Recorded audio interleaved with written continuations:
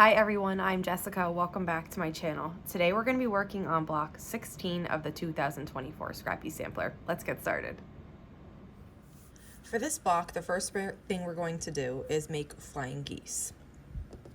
So I have my rectangle here and I have my two pink squares, and we're going to be doing this exactly the same way that we have been doing this for the whole quilt along. We're using stitch and flip flying geese. So we're laying the square on the rectangle and sewing from one corner to the other across the center of the square.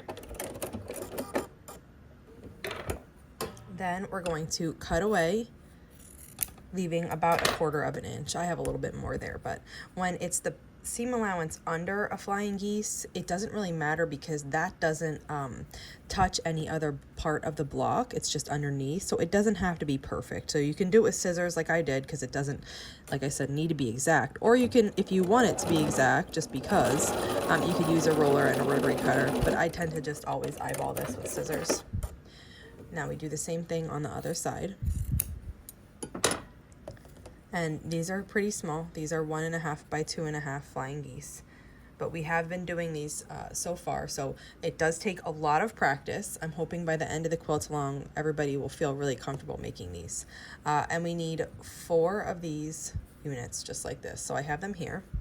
I'm going to change my foot to my 1/4 inch foot, and I use 57D for that.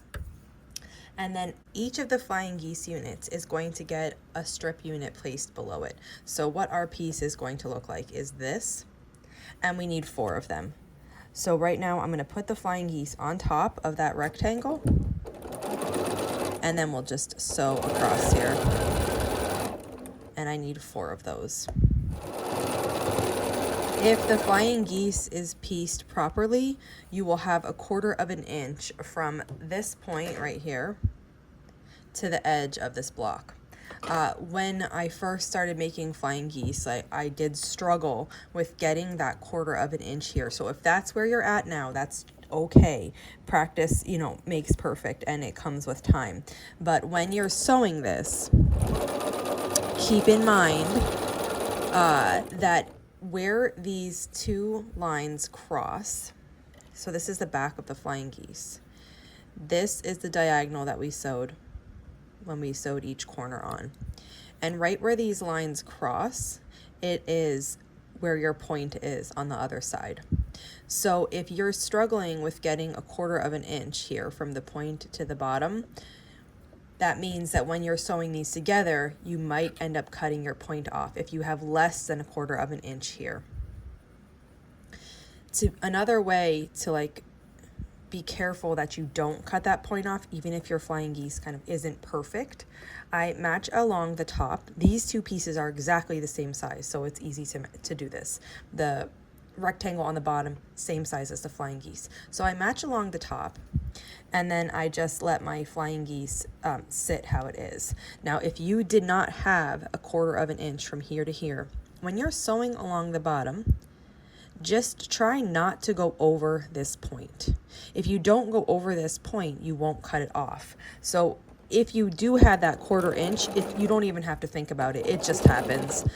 But if you don't have that 1/4 inch spacing here, if you just kind of, move your needle a little bit below that intersection, it's one of the ways to, not cut off the point if you're having a hard time with that.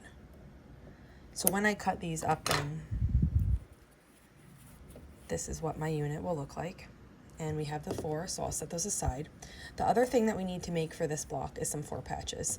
So I have 2 purple and 2 white squares, and we're just going to make a 4 patch with this.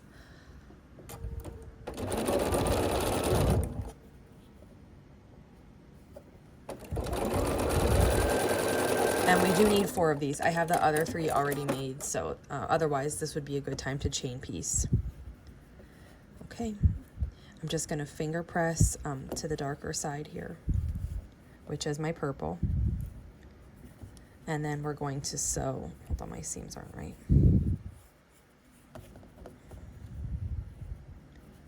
Okay, and we're going to sew this with 1/4 inch.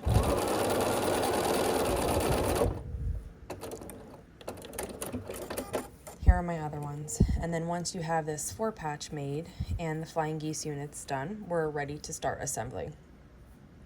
So for the assembly of this block, you have to pay attention to the way you put your 4 patches.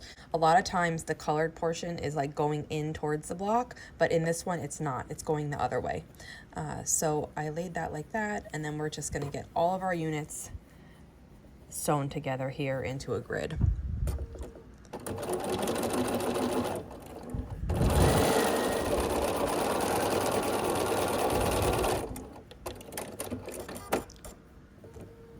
And once all your pieces are together into rows, then you just need to sew the 2 final seams of the block. So here's what we have so far.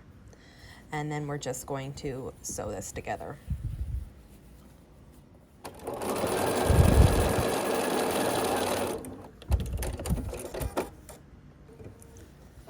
And here is what we're left with. And here it is all finished. If you have any questions on how to make this block, just let me know. And if not, I'll see you back here soon for more blocks. Thanks for following along.